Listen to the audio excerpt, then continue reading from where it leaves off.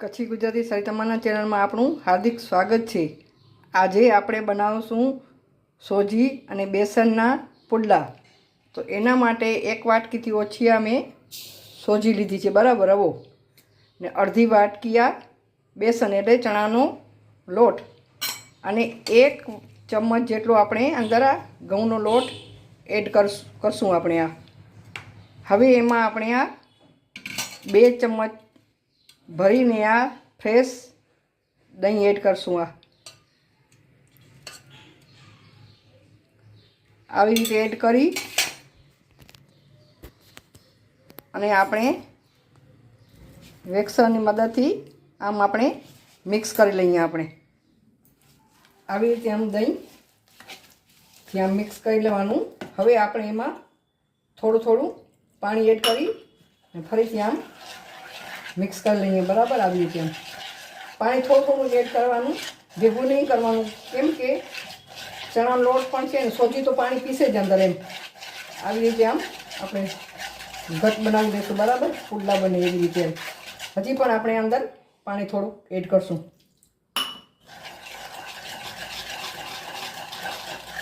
આમાં ગાંઠા એકે પડવા ન જોઈએ, આવી રીતે બરાબર મિક્સ કરી નાખવાનું।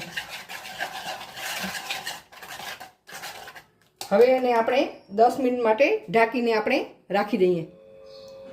હવે 10 મિનિટ થઈ ગઈ છે, આપણે ચેક કરી લઈએ। આ જો પાણી બધું અંદર શોષાઈ ગયું છે, સોજી છે એટલે પાણી શોષી જ લે। હજી આપણે એમાં થોડું પાણી એડ કરશું અને પતલું ખીરું બનાવીએ, બરાબર। આવી રીતે આમ સાવ પતલું નહીં ને વધારે જાડું ને, એવી રીતે આમ બનાવવાનું। હવે એમાં 8-10 મરી, 1 ચમચ આખા ધાણા હતા અને 1 ચમચી જીરું, અધકતરેલા ખાંડ્યા છે તે અંદર એડ કરી દઈએ। આ નાની એક ડુંગળી હતી, લીલી ડુંગળી, એ અંદર આપણે એડ કરી દઈએ। હવે આ આદુ, લસણ અને લીલા મરચાંની પેસ્ટ આ ખાંડી છે એ અંદર એડ કરી દઈએ આપણે। અને લીલા ધાણા ધોઈ અને કટ કરીને રાખ્યા હતા, તેને આપણે આમ બરાબર મિક્સ કરી લઈએ। હવે સ્વાદ પ્રમાણે આપણે મીઠું એડ કરીએ, એને બરાબર આપણે આમ મિક્સ કરી લઈએ। હજી અંદર થોડું પાણી આપણે એડ કરવું પડશે। આમ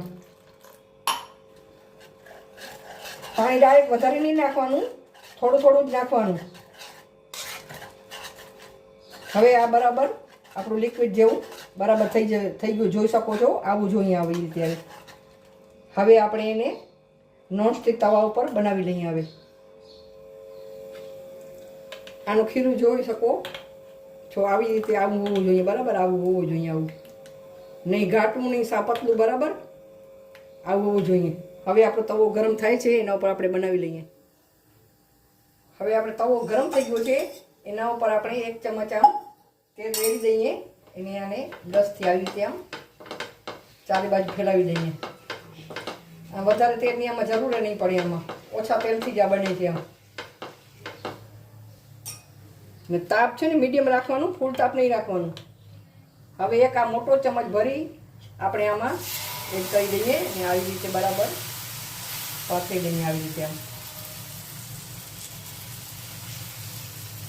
તમને નાનો મોટો જેવી રીતે પુડલો બનાવવો હોય એવી પ્રમાણે તમે મિશ્રણ લઈ શકો છો ને આવી રીતે તમે પાથરી શકો છો, બરાબર। મીડિયમ તાપ જ રાખવાનું, ફૂલ તાપ નહીં રાખવાનું। હવે એને બરાબર 2 મિનિટ સુધી શેકવા દઈએ આપણે। હવે એને આપણે પલટી મારી દઈએ। જોઈ શકો કેવું મસ્ત મજાનું થઈ ગયું છે, આમ તરત પલટી મારી શકાય છે, આમ ચોટતું પણ નથી આ। હવે એને પણ હજી પાછું મીડિયમ તાપે 1 મિનિટ માટે શેકવા દઈએ। હવે તેલ નાખવાની જરૂર નહીં, ઓછા તેલમાં જ આ બની છે, આમાં વધારે તેલની જરૂર પડતી નથી આમાં। હવે આ બીજો ભાગ પણ એનો શેકાઈ ગયો છે, તમે આ જુઓ કેવો મસ્ત મજાનો શેકાઈ ગયો છે। આપણો આ પુડલો ફટાફટ બની જાય છે ને વારે નથી લાગતી।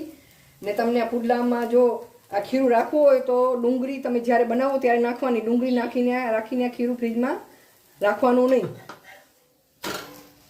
આ આપણું પુડલો બનીને તૈયાર થઈ ગયું છે. જોઈ શકો છો તમે, આ આપણું પુડલું બનીને તૈયાર થઈ ગયું છે.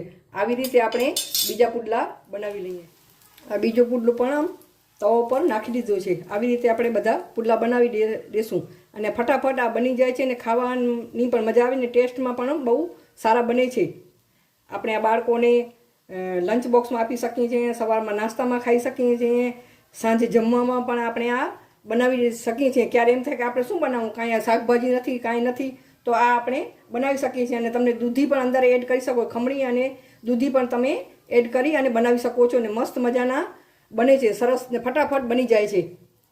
હવે આને પણ આપણે પલટી મારી દઈએ. આ લોખંડના તવા પર પણ બની શકે, એવું નથી કે નોનસ્ટિકમાં જ બને, લોખંડના તવા ઉપર પણ આ બની શકે. આપણે જે નોર્મલ જે રોટલી બનાવીએ છીએ એના ઉપર પણ આ લોઢી ઉપર પણ બની શકે છે. બીજો પણ પુડલો આપણો શેકાઈને તૈયાર થઈ ગયો છે. ન લોટ બાંધવાની ઝંઝટ, ન કંઈ કારણે ફટાફટ બની જાય છે ને ટેસ્ટમાં તો બહુ જ મસ્ત લાગે છે. મારા બાળકોને તો આ બહુ ભાવે છે. હું તો એ લોકોને લંચ બોક્સમાં પણ આપું છું. અત્યારે સ્કૂલેથી આવશે, અત્યારે એક્ઝામ ચાલુ છે, તો ફટાફટ એના માટે હું નાસ્તો બનાવું છું. હમણાં જ આવશે એ લોકો. મસ્ત મજાનો આ નાસ્તો. આ બીજું પુડલો પણ બની ગયું છે. આવી રીતે હું બધા પુડલા બનાવી લઈશ. આ જો આપણા પુડલા બનીને તૈયાર થઈ ગયા છે. 2 પુડલા બની ગયા છે. હવે બીજા હું બનાવી લઉં. આ જોઈ શકો છો તમે. તૈયાર છે આપણા મસ્ત મજાના પુડલા. ફટાફટ બનતા અને ઓછા તેલમાં બનતા પુડલા. જોડે છે દહીં અને આ કેરી અને ગુંદાનું અથાણું. મસ્ત મજાના પુડલા. તમને મારી રેસીપી ગમે તો લાઈક કરજો, શેર કરજો, કોમેન્ટ કરજો અને મારા ચેનલને સબસ્ક્રાઈબ જરૂર કરજો. તમારા હેલ્પની મને ખાસ જરૂર છે.